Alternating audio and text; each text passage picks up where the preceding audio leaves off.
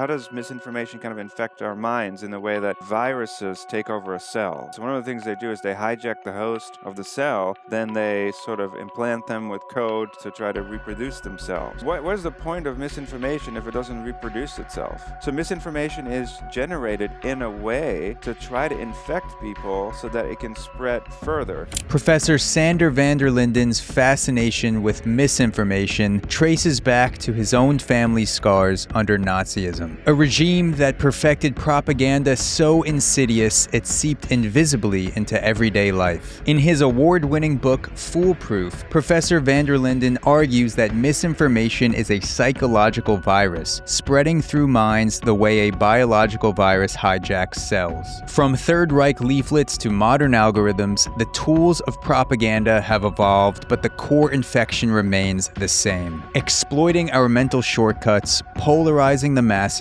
and propping up illusions of truth. As the lead up to January 6th and the Capitol riots show, unchecked lies can kill. Van der Linden's mission is urgent: to build psychological vaccines that inoculate society from misinformation before deepfakes, AI, and data-hungry platforms unleash the next generation of invisible propaganda and push us past the point of no return. Let's get into it.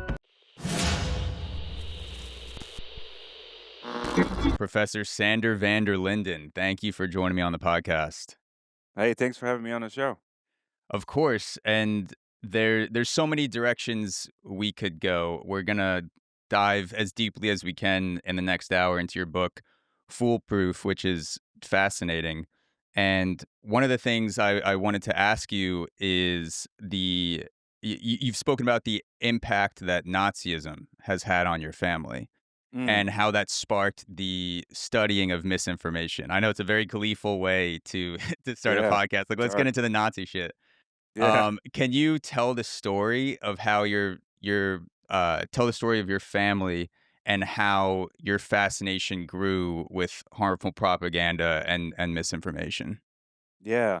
I mean, it was a long path to college and eventually PhD, and there were multiple contributing factors. But when I was very young, my family on my mother's side were Jewish, European Jews, and it was weird growing up, noticing that you didn't have as much family as all the other kids. And so, at one point I just started asking about why did I have like 10 cousins or like three uncles?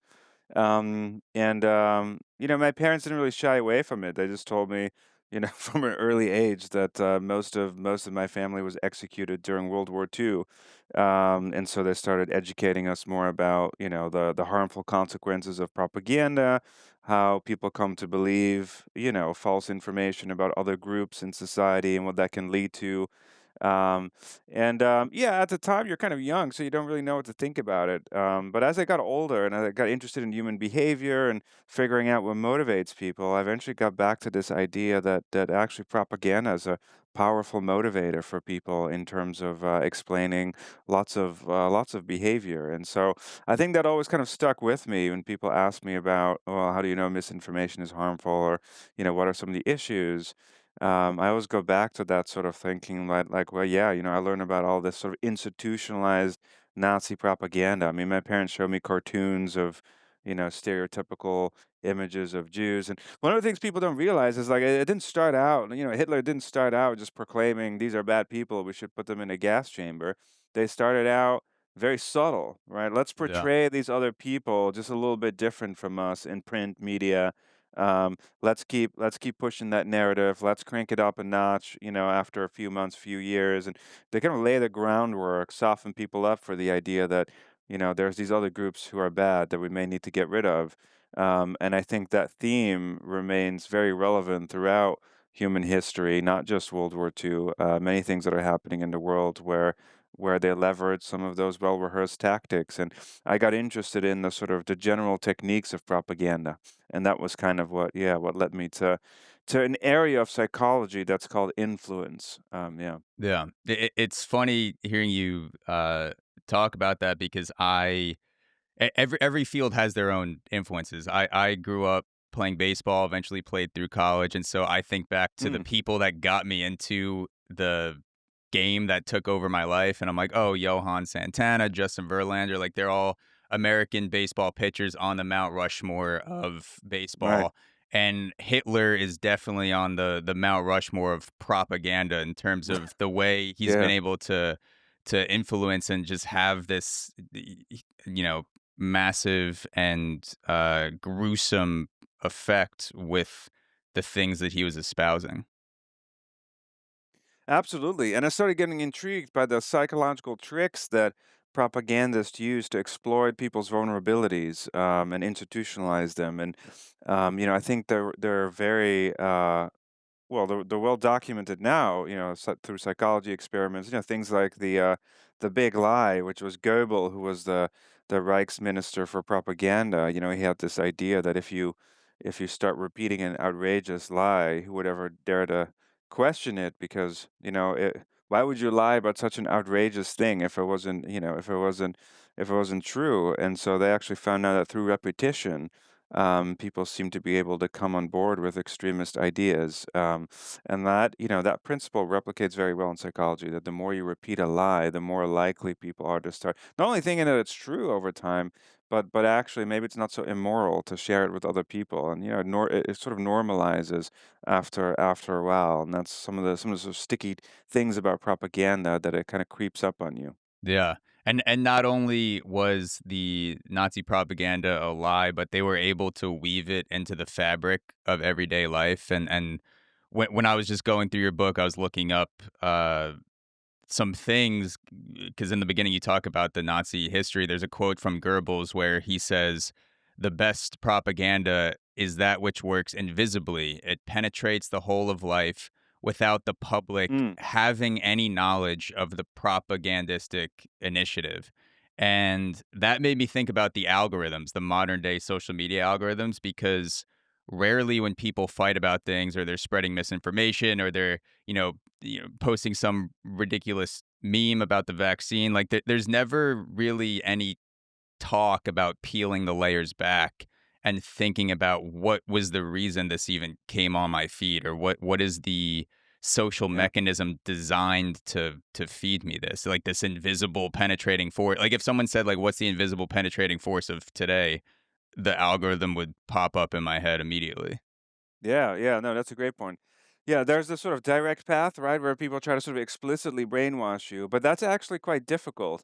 It often works better, as you say, through these sort of implicit methods where people aren't really actually aware that they're, um, you know, I mean, maybe groomed isn't the right word, but they're kind of being targeted, and often through algorithms. Through our research, we know that algorithms are more likely to prioritize extremist, polarizing content, content that's high in toxicity, that, derogates the other side. That's what gets clicks, that's what gets engagement, that's what's rewarded.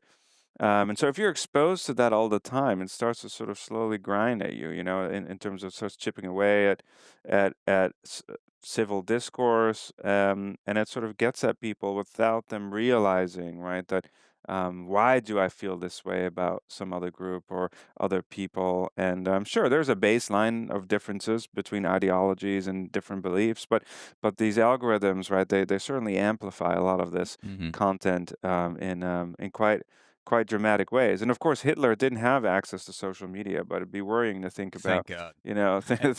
It's hard to thank imagine God. it Yeah. being worse, but Uh, I mean, yeah. that's probably a good thing.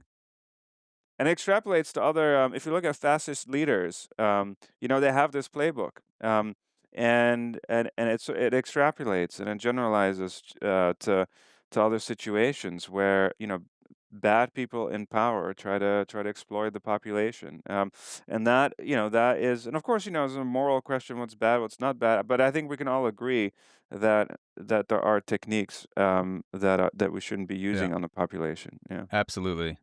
Your main thesis of Foolproof, misinformation acts as a psychological virus. Mm, Can you flesh that out for people who may have never heard that argument sure. before? Sure.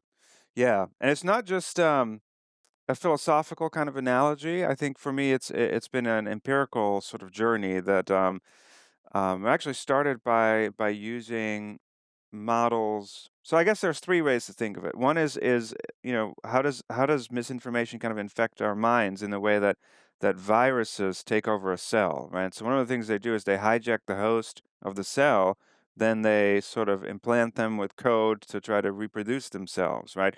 And so what's interesting for me at the individual level is like what is the point of misinformation if it doesn't reproduce itself, right? So misinformation is designed in a way to want to spread. Otherwise, it has no impact, right? If there's misinformation, nobody believes it, nobody shares it, then there's no point to it, right? So misinformation is generated in a way to try to infect people so that it can spread further. And that, it does that in lots of different ways by appealing to beliefs that you already have about the world, or leveraging existing stereotypes and prejudices, or by being extreme in some way or another. So, it has lots of ways of trying to weasel its way into your belief system. And then when it takes hold, it can actually, kind of like how viruses hijack the host of a cell, it can really take over for some people. In that we know that it distorts people's memory. I mean, there have been experiments on that. That if you tell people, about polarizing topics, whether, in the UK it was about Brexit, for example, but this has been replicated across all sort of major topics. If you tell people on one side that they saw something nasty about the other side, if they remember that from the campaign, people say, "Oh yeah, I saw that. That's totally true," but in fact, never happened. It was just a false memory that you've been confronted with, but that you readily sort of accept and integrate into your mental model. So misinformation can really distort people's memory of the world, their judgments, and sometimes direct people's behavior in shocking ways. I mean, if you look at testimony from some of the people who stormed the Capitol in the U.S., right? So, Yeah. um, some of them say they just, they started watching cable news nonstop. They became sort of enthralled with this conspiracy that the election was stolen, and that's all they could pay attention to. That's all they could do, and that kind of motivated them to go out and storm the Capitol. And later, they didn't really know what happened to them. If you look at some of the case files, they say, it was just, and that's very much like, you become kind of infected with an idea. Now, obviously, that doesn't happen to everyone, um, but at a low kind of psychological level, in terms of basic processes, our cognition, our perception, our intention, it gets drawn by into misinformation, and misinformation can significantly distort it. And then if you look at how it spreads, sorry, go ahead. You wanted to No, I interject was there? just gonna say you made me think about one of the examples in the book with Bugs Bunny and how the Hmm. researchers gave people information about Bugs Bunny being at Disney World, which is not the case. And then people not only said that they met Bugs Bunny at Disney World, but they were making up stories to go along with it. Like, oh, I remember when I took a picture with my sister and then I fed him the carrot. So it's like misinformation not only plants the seed in your mind of these false memories, but then it invites you to just make up a complete fiction like a writer would do writing a fiction novel and just like run with the story. Absolutely, and that's a great example. I mean, you've read it very closely, which is good. The Bugs Bunny one is a great example, and of course, you have to misinformation has to do it in a way that actually tricks people, right? If it's a character that doesn't make any sense whatsoever in this context, people might stop and think like, "Wait, how does that connect?" But if it's close enough, and that's what misinformation often does, right? It presents something that's false, but kind of aligned with what you might otherwise accept as truth, or would like to be true. And in this case, Bugs Bunny is just a different cartoon character, right? It's not a Disney character, but it's in the same realm, and so um, people don't think about it because our we don't retrieve the relevant knowledge in the moment to try to think like what world is Bugs Bunny from, and what's Disney, and then once people accept that, oh yeah, yeah, yeah, I met Bugs Bunny, and then you sort of keep probing people about what happened, and then people start to mush memories, right? They might have some memory of being at Disney, and yeah, feeding a carrot, or there was a carrot, and all of a sudden Bugs Bunny is part of it now. And so everything sort of weaves together in that way. And it's actually easy to give people false memories. So when you keep suggesting things at people, and they do this in trials all the time, and that's why the police is now, or at least, they have to be very strict about not leading people with with questions, especially vulnerable minds, adolescents, teens, because they're very vulnerable to suggestion. Because if you keep suggesting things that never happened, people start thinking that it really did happen, because that's the way the mind works. If you're continually being suggested a causal explanation, and the mind's always looking for causal patterns, so it starts to sort of weave things into your memory that never happened, which is a very dangerous thing. So yeah, absolutely, that's a great example. And Yeah. then it spreads, according to an epidemiological framework as well, and that's been a big thing for me. That when we started looking at, well, how can you model the spread of misinformation? Turns out when you use models from epidemiology that are used to model the spread of viruses like COVID. For example, that's what's called the susceptibility infected recovered model. So some people are susceptible in the population, then they get infected, and eventually they recover. Um, and that's kind of just a statistical model, where you're in a network, right, and you get exposed to a virus. Now you have the virus, and you give it to your neighbors through contact, and then it spreads exponentially, through the population, or whatever kind of function that we put in the model of how fast it spreads. But it turns out it works the same with misinformation. If you use those models from epidemiology to model how misinformation spreads on social networks, you find the same thing. One person spreads a rumor, somebody else then reads it, shares it with other people, and that actually is interesting because it allows us to predict how misinformation diffuses, right, according to viral models. Hmm. And the contagion effect depends on how complex the information is, right? But that's true for viruses as well. I mean, you might not get COVID if somebody coughs at you from a distance, but if three people are in close distance to you who all have COVID and they all cough, you might have an increased likelihood of getting it. Same with misinformation. Some misinformation just goes viral after single contact, like immigrants are eating pets in Ohio. Um, but other misinformation, people need to hear a few times from people close in their network before they're ready to accept and share it with other people. Hmm. But that's still part of a viral kind of model. Yeah, and then the third part, I look at how we can vaccinate people against misinformation, but we can chat more about that Yeah. perhaps later. So to go back to so viruses hijack the cells and then misinformation hijacks our mental machinery. Are there populations of people that are more susceptible to being infected than others? Yeah, that's a great point. So, in the viral models, you have this thing called differential susceptibility, which is that, just as with viruses, not everyone is equally susceptible in the population, and that's important. And that's actually an important point because I'm not saying that we're all kind of zombies waiting to be infected by misinformation. No, people have brains; they use them. Some people are more susceptible than others, but there's two ways of looking at it, I think, in that, a lot of our cognitive machinery works the same way, things like memory. So there are tricks that everyone is vulnerable to, and it kind of depends on the situation who is more vulnerable. So, for example, we talked about illusory truth, which is that the more you repeat something, the more likely people are to think it's true. So that's what we call illusory truth, Mm. and that works. That works with like real simple stuff. If I tell you there's been a new frog they discovered with 25 toes, most people will just believe that stuff in the lab. And that's because we have a truth bias, because we don't assume that people are manipulating us all the time. If we had to scrutinize every single piece of information, we wouldn't get through the day. So we just assume most stuff is true. But that's not a good heuristic when you shift to environments in which most information or a majority of the information is actually questionable. So repeated lies, everyone's kind of susceptible to that. Even kids, we know that.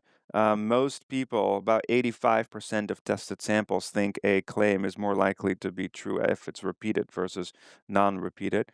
Um, but then there's individual differences, right? So there are some things about the brain that everyone's susceptible to, and knowledge doesn't really protect you from that, which is funny. So when people at the start of experiments show that they have the correct knowledge, for example, what's the skirt that Scottish men wear? People most people know it's a kilt, but then if you keep calling it a um, um, let's say uh, I think in the experiment they kind of called it um, uh, It was like a a sorgy, or I don't know. They use like a weird word, I think, it was a in the weird book. word. I'm Yeah, trying to yeah, think of it, sorgi, yeah. something like that. Yeah, Yeah, I should know, but it was when I was writing the book, I was like, oh, that's a funny term, a yeah. sorgi or something. If you keep repeating that, people are more likely to think that that's the correct name. It's just, it's a basic mechanism.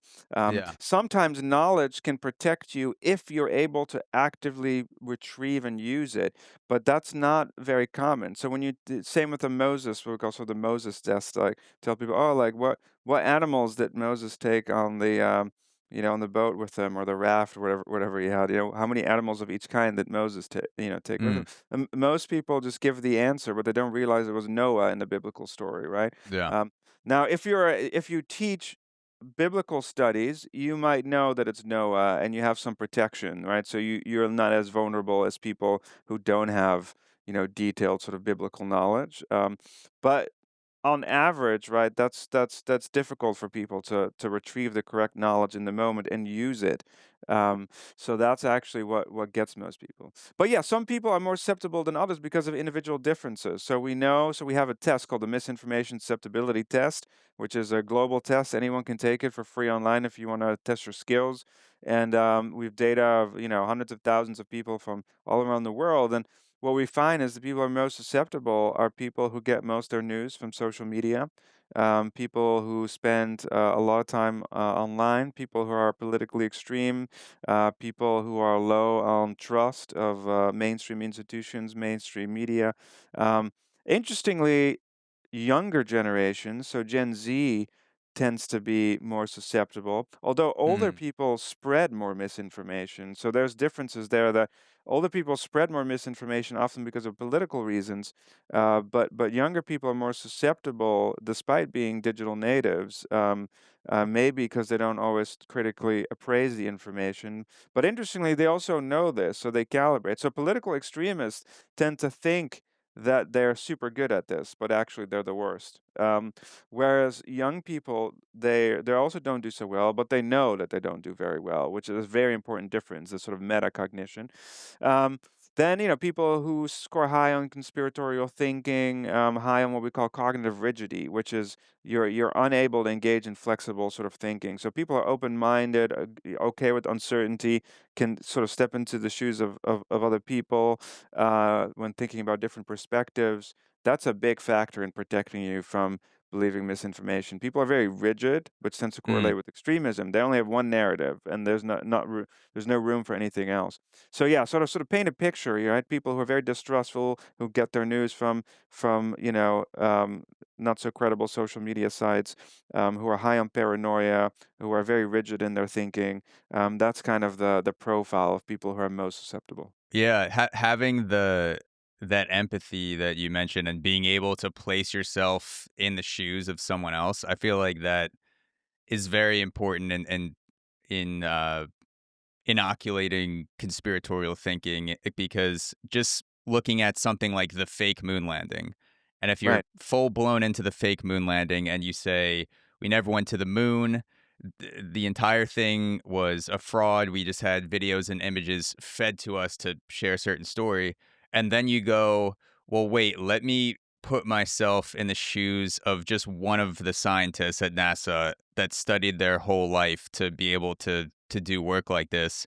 And then some guy comes in and says, all right, for the next 5 years, you're just gonna like pretend to work on shit, and that's going to be not just hundreds of people doing that, but thousands of people. And no one's allowed to say anything. You have to go home and lie to your families and say, we're actually going to the moon.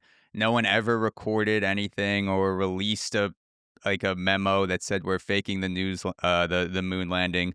Like just doing 30 seconds of putting yourself mentally in the shoes of someone who had to do that, immediately you're like, oh yeah, like that shit never happens.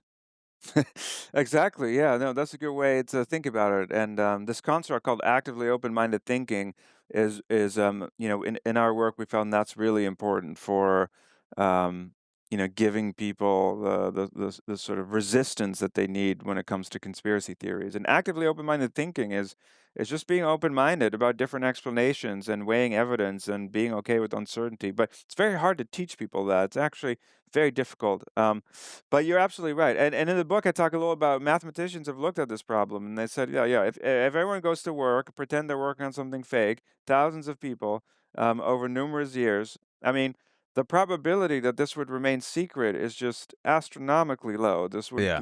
This whole thing would immediately fail, um, and especially in science, because in science you have to share your findings and people have to check it, and so the idea that they're all in on it is just completely implausible. Now, of course, people say like, "Oh, but people plot in secret," and of course, people plot in secret. People plot to rob a bank or scam insurance companies, or um, you know. Um, and you sometimes you don't know the answer. Mhm. I have a friend who was, convinced that Epstein didn't kill himself, and, we did know all of the details, but in fact, I think the tapes have been released now, and you don't wanna listen to that. It's gruesome, of the suicide sort of tape. Of course, Mm. people can come and say, "Oh, the tape's been rigged." Yeah. It's somebody else. It's always something else, right? But open-mindedness is about, "Look, we don't know for sure. But here's what the evidence says. Here's what the evidence doesn't say. For every conspiracy, I always challenge people, come up with a non-conspiratorial alternative. And that's what open-minded thinking is about. If you just jump to the conclusion that there's evil people plotting behind the scenes, trying to trick you all the time, that's not a legitimate, scientific, open-minded way of thinking, right? And that's Yeah. the problem. So the Epstein tapes have been released already? Because if they are, I definitely need to go check those out. I wasn't even Somebody aware. told A reliable source told me at dinner last night, actually, told me that they've been released, and that they're um, very difficult to listen to them. And so I haven't listened to it myself, but I yeah I trust this person. But yeah, if it turns out that this is fake news, do tell your listeners. But I think that they've been released, and that hopefully Yeah. that should. Well, you think that would squash that conspiracy, but maybe they'll just come up with reasons of why the tape is Yeah. fake. I haven't seen the tapes, and if they're released, I'm definitely I'll go check them out. I have seen there were clips circulating of Kash Patel, the director of the FBI, discussing the Epstein tapes on Rogan, and Joe Rogan asked him, like, "Where are the tapes? Like, what's going on?" And Kash Patel's response to that was like, "Do you really think the FBI would cover up the Epstein tapes? And whatever we have, we're gonna release it." And in my mind, I was thinking, regardless of what happened to Epstein, whether he killed himself or not, that's a terrible argument for the director of the FBI to make, because the FBI has had a history of lying in the past with the COINTELPRO and Patriot Act abuses. And so something I sort of like checked during that conversation, because I knew you were coming on, is how responsible are these agencies like the FBI for fueling public distrust and validating conspiratorial thinking? Because when you have a credibility vacuum, I feel like that's a good space for misinformation to thrive, to sort of like fill that gap. Yeah, no, that's a great point. So what we call information voids are very bad. So whenever there's an information void, people will fill it themselves with rumor and conspiracy theories, and you see that with police all the time. That when they don't give out details about a case, and they leave people hanging, not in terms of like, here's a timeline of I think the important thing to do for them is to say, here's a timeline. This is what we're doing to get the facts. This is how long it's going to take. But if they just leave people hanging, people are gonna start coming up with conspiracy theories because it seems suspicious. And I think it's a natural thing for people to do. So in that sense, I think information voids are bad and they contribute to the spread of conspiracy theories. I was just looking at the Epstein tapes. I mean, the person that I talked to has kind of special access to them, so I'm not sure if they're released into the public. But as you said, the FBI seems to have them. So we'll see. But Yeah. from what I heard, there's credible evidence that he did commit suicide. But even look at the CIA. I mean, the CIA was involved in coming up with actual conspiracy theories to overthrow, other regimes. Mm. So, CIA actively floated conspiracy theories as part of influence operations. And so I think it's normal for people to have a good degree of skepticism, but the important thing is to be discerning, not to be conspiratorial. I think that's very different. So my approach is, I'm waiting for those tapes. Like, what do I know about Epstein? I mean, it Yeah. sounds suspicious that the camera wasn't working, at uh, at the right time. Maybe they let him commit suicide, maybe not. What's the evidence, right? There's no evidence. There's tapes apparently with recordings of the suicide. So I'm have this sort of degree of uncertainty that I place on this event, saying there's probably credible evidence. I There's no evidence that scientific evidence otherwise, but clearly, you don't have all the details, and that's what actively open-minded thinking is about. It's weighing the evidence, having different types of explanations, right? Um, Same with the whole 9/11 movement, right? That this building, that building, controlled demolition. Um, I think it's normal for people to, because that's often the accusation, right? That you're trying to silence people or censor people, or that you're part of the problem because you're covering up the conspiracy. I think the right thing to do is to keep an open mind, to not jump to a conspiratorial explanation, but to consider many explanations, the evidence for all of those explanations, and sometimes just Occam's razor. It's Yeah. you know the, the the the thing that's most straightforward and has the least amount of variables. Conspiracy theories are so complex and it requires so much intentionality and coordination. I work a lot with government and enforcement agencies and intelligence agencies, and my honest take is that one half of the organization doesn't know what the other half is doing.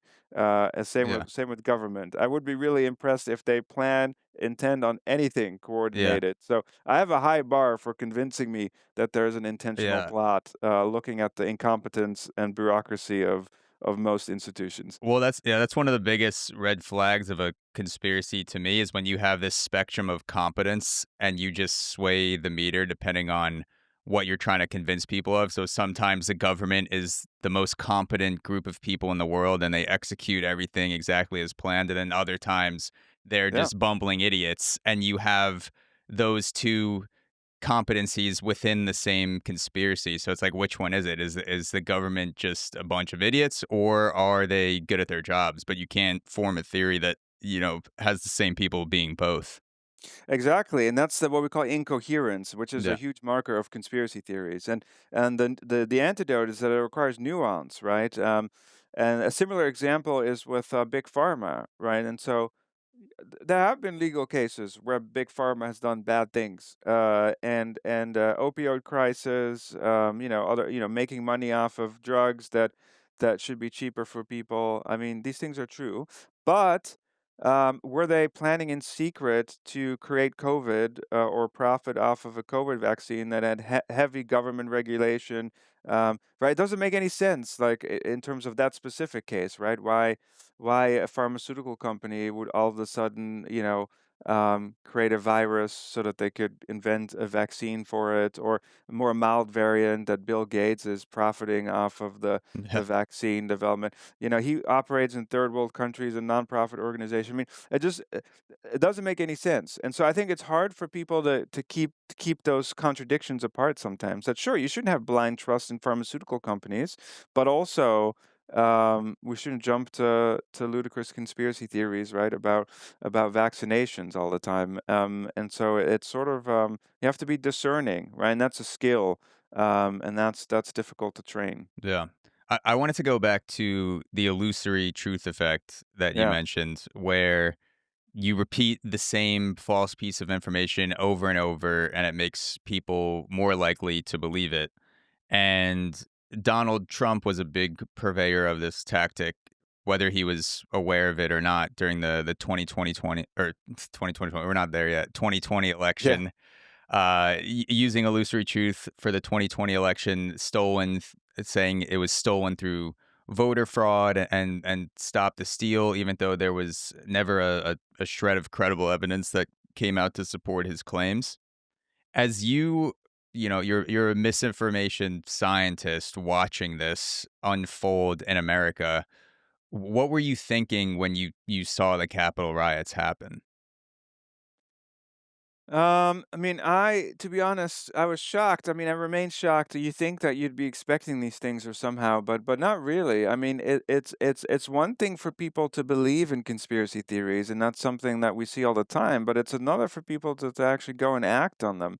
And so I think it was a really good case study that shows that once people have bought into a conspiracy theory, it takes actually not that much to try to convince them to act on it in ways that fundamentally undermine democracy. I mean, we're talking about storming the Capitol, people getting injured, even killed, and so I think that y- th- shows that the pathway to radicalization, actually something we call stochastic um, terrorism, stochastic violence. It's like, how does online chatter translate into offline violence? Mm, How do these narratives, conspiracies, up the probability that a conversation will actually turn into a violent movement? mm, And stochastic just means probabilistic, but it's sort of like predicting. You're trying to predict the tipping point, right, at which the spread of online conspiracy theories actually turns into harmful violence. And I think it was a real eye-opening example of how much repeating a single lie over and over and over again can actually, it's kind of the lab experiments that you do we do that with innocuous stuff, right?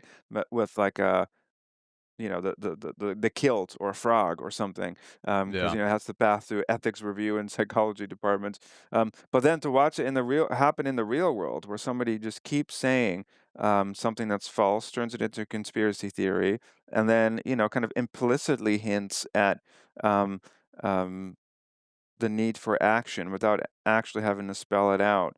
And that movement sort of building where a conspiracy theory actually turns into a whole movement. Yeah, I think it was shocking to see that play out in the real world. yeah. Now, of course, now Trump is making the case that LA is on fire and so on, but I think the people in LA are not acting on a false conspiracy theory. They're just outraged by ICE and their handling of immigrants and deportations. I mean, it's a very different scenario. Mm, Sure, you can be upset with violent. I mean, people in France like to burn down stuff all the time when they're unhappy with the government, right? But they're yeah. not doing that based on a false conspiracy theory. I mean, that's very different.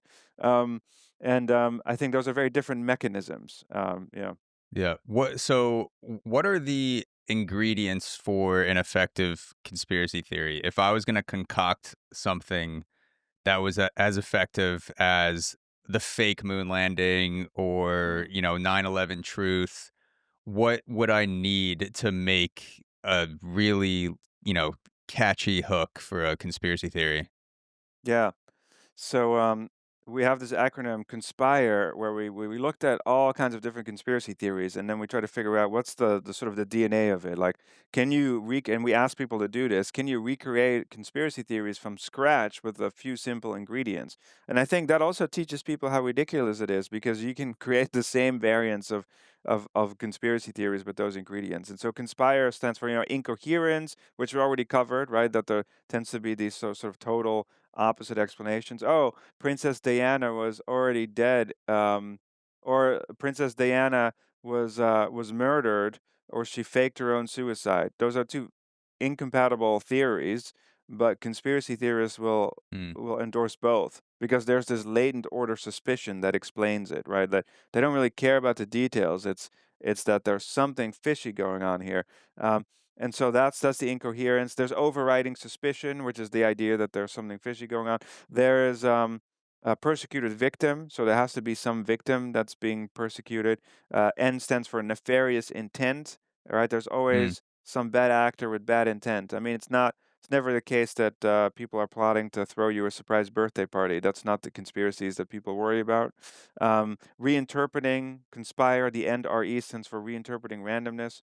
The 5G is a good example of that. Why are there more coronavirus deaths near 5G towers? You reinterpret correlations into causal patterns that actually confound it. So there's a simple explanation why there's more coronavirus deaths near 5G towers, which is population density. yeah, Where there's more people, there's more phone yeah, towers.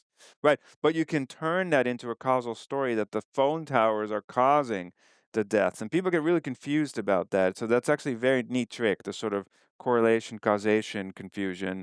There's lots of examples of how they do that. So you take those ingredients, and importantly, you have to start from a baseline that taps into a real concern. So if you come up with conspiracy theories that are way out there, it's very difficult to get those off the ground. So if you start with like the aliens built the pyramids or lizard people, that's too much for most people. So Mm. you have to connect it to like a real event, maybe a school shooting, maybe right? Maybe a plane that went missing. So something real, and then you leverage some of these ingredients. And I think the greatest example I've seen of this is the birds aren't real conspiracies. The satire. Have you heard of that one? I've heard Uh, of the New York City version, which is that pigeons are drones. yeah, Spy, yeah. yeah, because that's So the all we idea is that have here.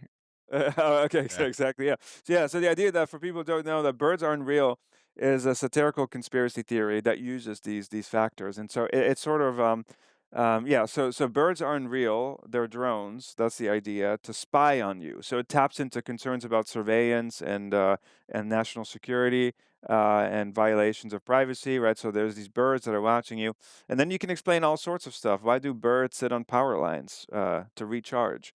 yeah. Right, makes sense. Why do you never see a baby pigeon? That's one that people will say a lot. Why is it only the full-grown pigeons Oh, walking yeah. around?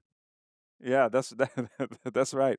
Um, and, but I think they could have made it better. I think, Yeah, um 'cause it's easy to falsify the bird one. You can just take a bird and examine it, and it's not a drone. What they should have done is it's only certain kinds of birds. Then you can go into the spots and the feathers and the patterns, that it's, the drones are only a certain kind of bird.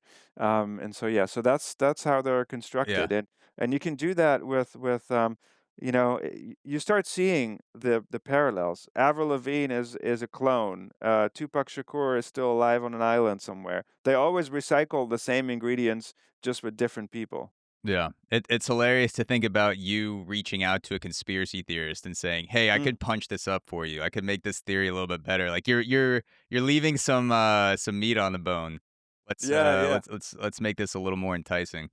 Yeah, that's actually called paradoxical thinking intervention, which sometimes works. Which is actually that I've done that with conspiracy theorists and say, well, why stop there? I mean, you should go all in. I mean, it's a new world order sort of thing. And then the more reasonable conspiracy theorists will then stop and say, wait, no, no, that's too much. That's crazy. Yeah.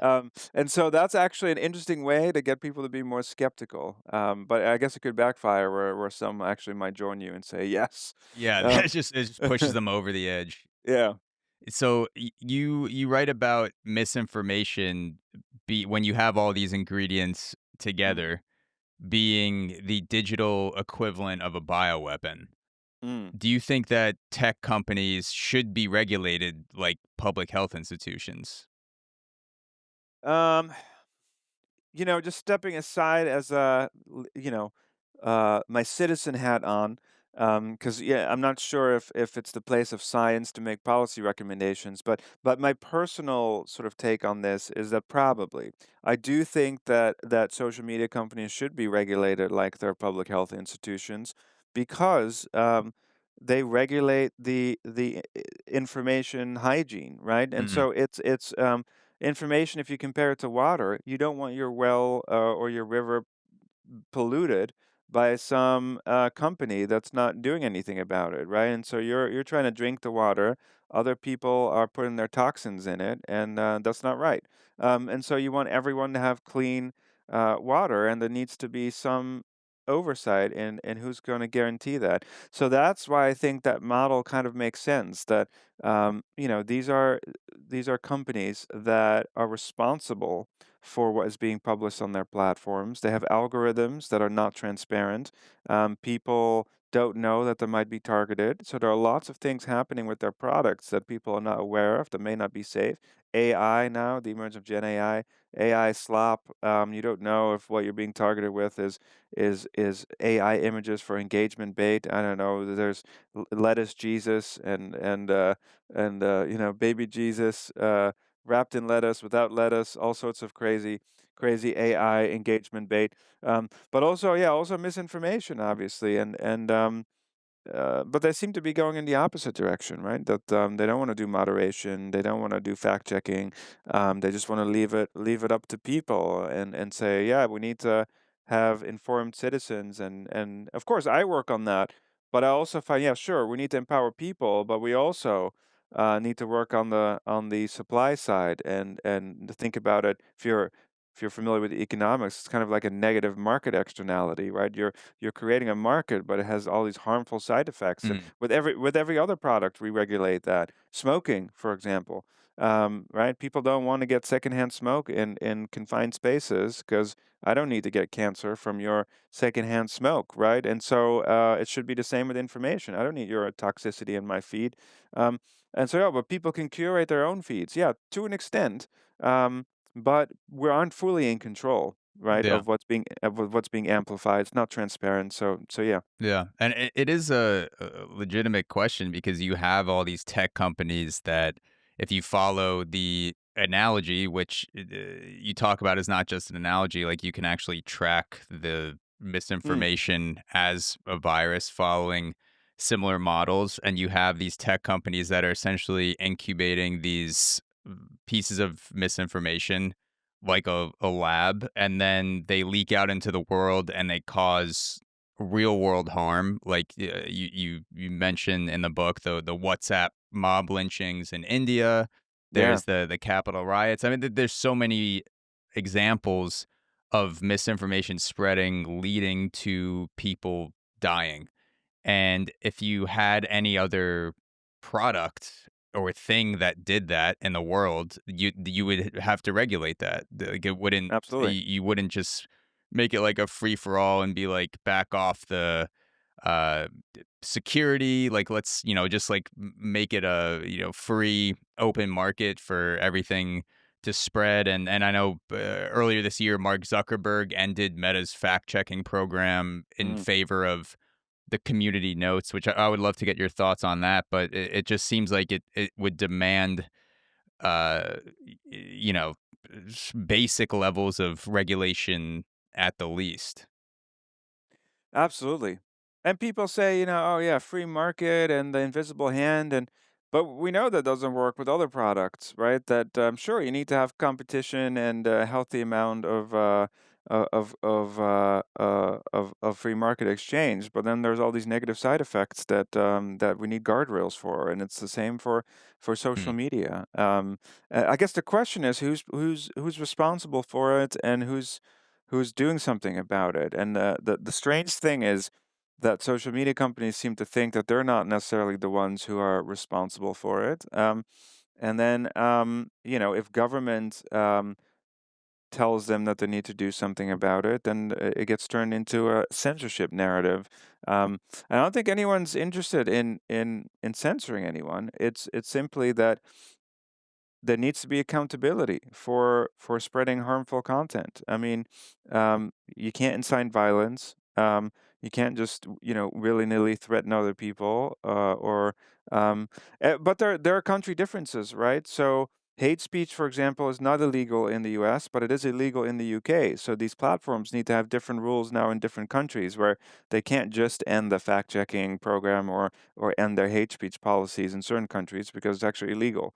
And so, yeah, there are the sort of differences, and the way they dealt with it previously was to just have a global policy that would be the same in every country. But mm, now they're trying to roll that back, particularly in the United States.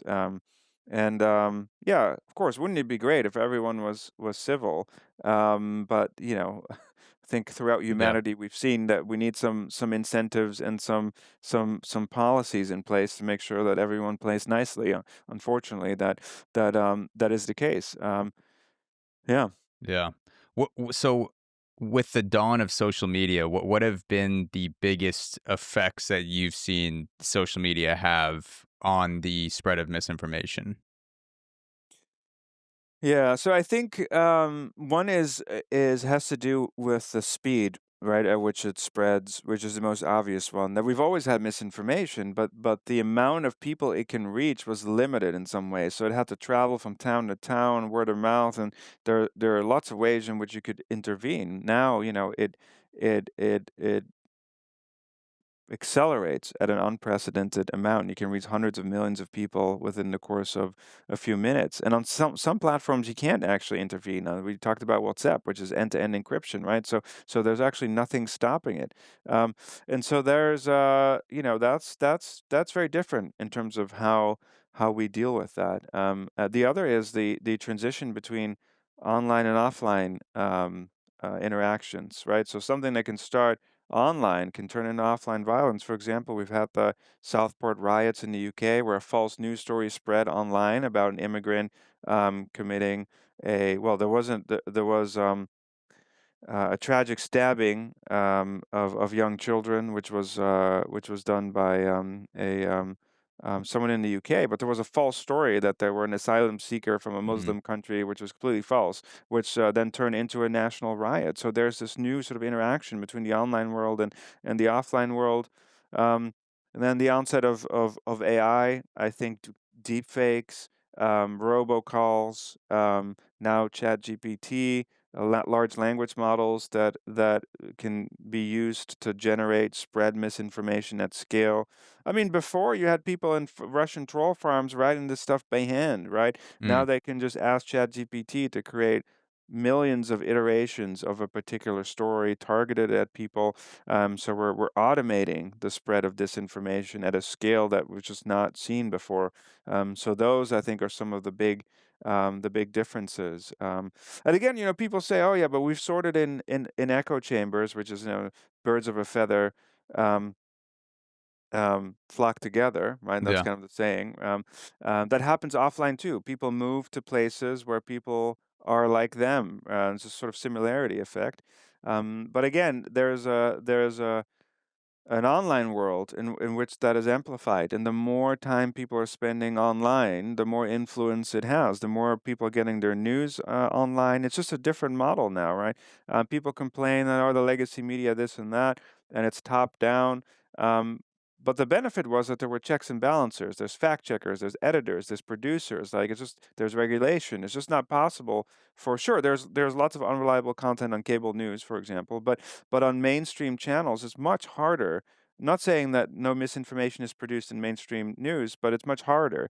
Now, in the influencer model, anyone can be a news producer. There's no fact checker.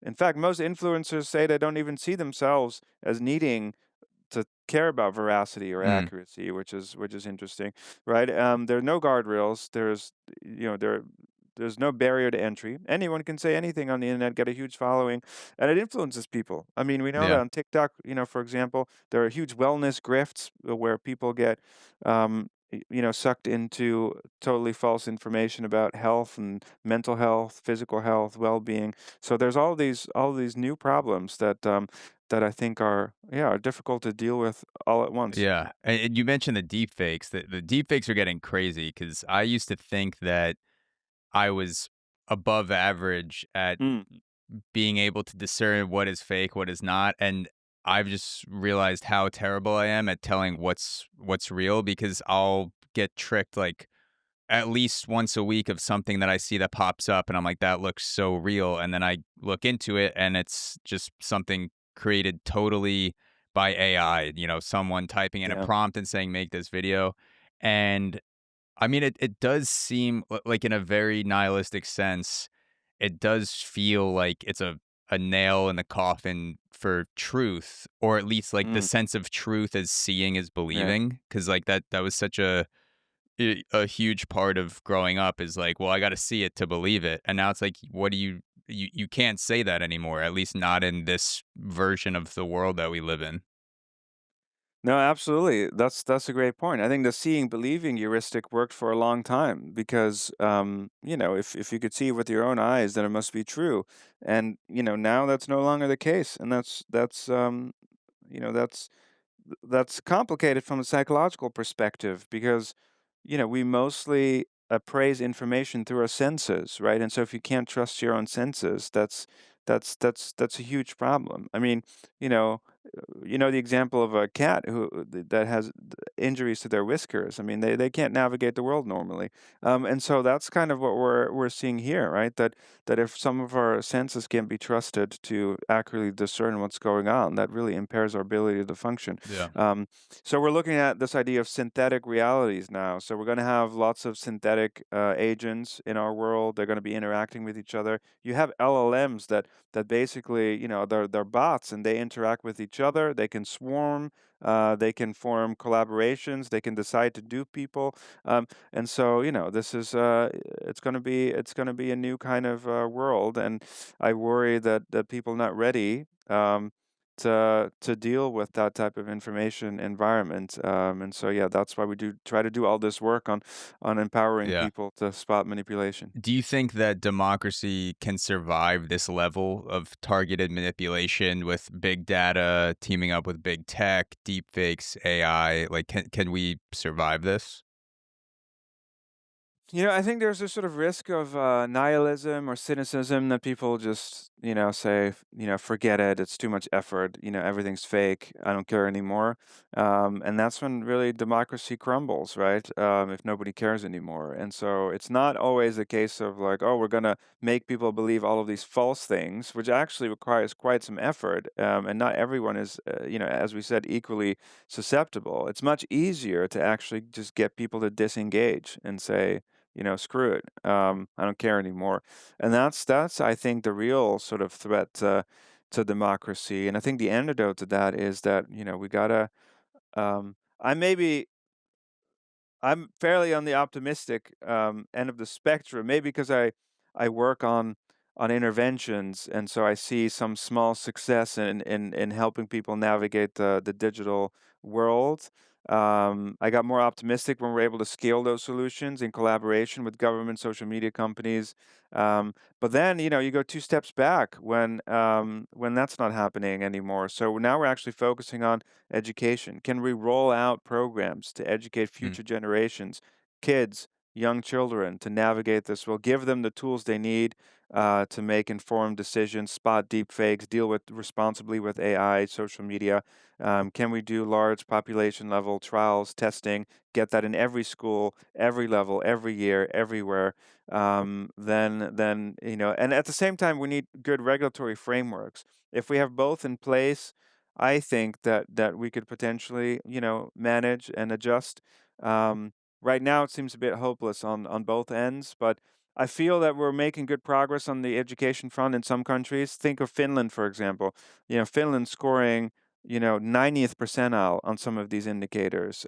They've taken the threat of propaganda very seriously. They border with Russia. They know the threats. They've been inoculating their citizens against the fingerprints of propaganda for the last couple of years. Sweden's a similar story. They're doing very well. Have high freedom of the press. They have very good AI education. So there are countries that are doing well and putting guardrails in place. The EU has the Digital Services Act, Disinformation Governance Framework. In the UK, we have the Online Safety Act, which is not perfect. It needs to be expanded. It needs to be revised. But there is some progress that's being made. Unfortunately, I can't say the same about the U.S. at the moment, so I'm quite pessimistic about the Yeah. situation in the U.S. But hopefully that will change in the future. Well, to go off the progress being made, I wanted to get into the interventions that you mentioned in the last few minutes. Yeah. So, what is the psychological vaccine, and how does it work? Yeah, so the core idea actually is that just as with regular vaccines, when you inject a weakened or inactivated strain of a virus that triggers the production of antibodies to help confer resistance against future infection, it turns out that rather than just bombarding people with kind of facts and stuff, actually, if you expose people to a weakened dose of the misinformation or the techniques used to produce misinformation, and you break them down, you deconstruct them in advance for people, and you refute them in advance, people can build up psychological or mental antibodies, and you can measure those antibodies. How good are people at discerning between deepfakes and real content, genuine content, right? How motivated are people? How well is their memory functioning of particular content? And we see that if you do that, if you expose people to controlled weakened doses, right, that have no chance of actually infecting people by accident, and then actually sort of training them to spot the patterns of the building blocks of misinformation, things like polarizing people, conspiracy theories, emotional manipulation, all of the things we've talked about in controlled form. People build up resistance and relative immunity when we test them later on with the full dose. So we expose people to misinformation over weeks of time, and then we measure their immunity, and actually we find that people become more resistant. I mean, it's not like a 100% immunity like some biological vaccines. It's more modest, like the flu vaccine, maybe 20, Mm, 30% immunity, and you need to get boosters over yeah. time because it wears off. But the idea is that you can gain immunity, and that's the crucial thing. And that, unlike a biological vaccine, you can actually spread it to other people. You can immunize your friends, your neighbors, and we've built games, simulations, and that's the key thing, right? You need to simulate online harms and online attacks for people so that they experience what it's like and won't be duped by it when it really Mm. happens to them. And all of our materials are free. We have a game called Bad News, which is a simulator where people can simulate their own conspiracy theories and get acquainted with the building blocks and the tactics. We've done animated videos. We go into classrooms. All of those resources are free because we just want to help as many people get Yeah. inoculated as we can. Do you think there's a tipping point where misinformation becomes irreversible, like a cognitive global warming? Yeah, that's a good question. I do think that, and we know this, the longer misinformation sits in someone's brain, the more power it has over someone, and the greater the difficulty in actually eradicating it. So we know that de-radicalization, which is really what you do with people who have already deeply bought into conspiracy theories, is a very long journey. It requires much more than a psychological intervention. It requires structural interventions, getting people new social networks, supporting them in lots of different ways. It's a heavy lift. So once misinformation takes hold, and once you let it sit there for a long time, where it fuses with someone's identity, then you've kind of lost someone, right? And so that's why I stress that prevention metaphor so much, that prevention, an ounce of prevention is really worth a pound of cure. Because, yeah, there is a tipping point at which it's very difficult to bring people back from believing in misinformation. And given that swaths of the population are currently being targeted and buying into misinformation, that is worrying that we're on a path where it would be difficult to reverse. And I think part of what we need to do is change the incentives for misinformation to stop spreading. People need to be incentivized. Politicians need to be incentivized to be accurate so that their followings don't adopt it. And there are things we can do. I mean, it sounds crazy, but I think it was Wales came up with a law that forbids politicians from lying during elections. It hasn't fully Wow, passed what a yet. crazy law to forbid What the a people crazy law. running the country from lying. From lying. And the majority of the population supports it. It hasn't Yeah. passed yet, but the majority supports it. There are questions about who's going to be the judge of this. Well, there are judges, in fact, and they would only deal with serious things, obviously, not every little thing. It's an incentive, right? It's saying this is not desirable behavior, and I think that's what we need on a large scale in order to get people to sort of shift focus. Thank you so much, Dr. Vander Linden. I really appreciate you taking the time to come on the show. Where's the best place for people to check out your book, Foolproof, and the games that you mentioned? Absolutely, yeah. Foolproof. Any old bookstore. Hopefully, we'll have a copy of Foolproof. So any good bookstore near you. And if you want the games and the interactive materials, they're available for free on inoculation.science. It's a website where we host all the materials. It's free. So check it out. I will link all of that to wherever people are listening to this and watching this episode. And please go check out Foolproof because there's so much great stuff in there that you don't have time to get into in a 1 hour conversation. So definitely go check that out. And yeah, thank you again. Yeah, thanks so much for having me on.